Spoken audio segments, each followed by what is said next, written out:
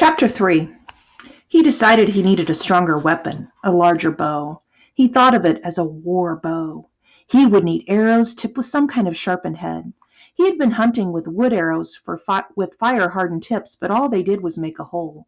They didn't provide any cutting action, which he felt would work best with the stronger bow. He used a hardwood tree he found by the lake. It had straight branches with a slickish gray bark and seemed to have a snap to it that other woods didn't hold.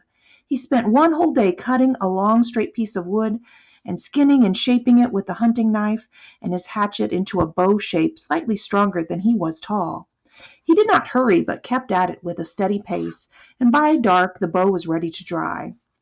Arrow shafts took 2 days in the sun to dry once they were stripped of their bark, and he thought the bow might take 4 or 5.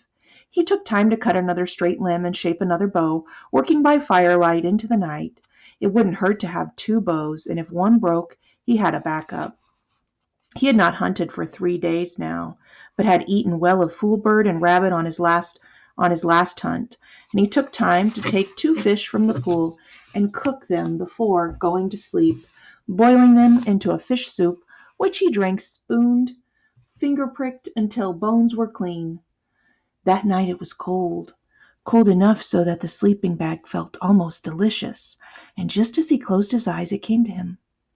All the signs, all the little nudges. The cold would get worse. Summer was over. He would not get rescued. He had finally given up on it and no longer listened or looked for planes, and he was going to get hit with a northern winter. All of that came to him just as he started to doze, and it snapped him awake and kept him awake until exhaustion finally made him sleep. In the morning he awakened with the same feeling of urgency, and spent the day cutting arrow shafts from the willows for his war bow and trying to reason out what he needed to do to get ready for the coming winter. He had no warm clothing or footgear. The sleeping bag was a good one, though not a true winter bag. It was effective to perhaps 20 above, if used in a good shelter, but that was all he had, the sleeping bag, and he couldn't spend all his time just lying in the bag. He would starve and die. He would have to continue hunting, eating, and living. He looked at the shelter with new eyes. He had repaired the damage the bear had done. He studied his home while he stripped the bark from the 2 dozen arrow shafts he'd cut for the war bow. 3 sides were of rock, and they were snug. But the side he had filled with the logs and limbs and branches was far from airtight. He could see through it in several places, and would have to be winterized. He could pack it with dead leaves or even cut strips of sod with the hatchet to fill it in, and make an insulated door by stuffing 2 woven frames full of leaves. The problem, well, he thought, smiling at one out of about 1,000 problems, was that he didn't honestly know how cold it would get, or how much snow there would be, or what he could do to live, what would be available to hunt in the winter.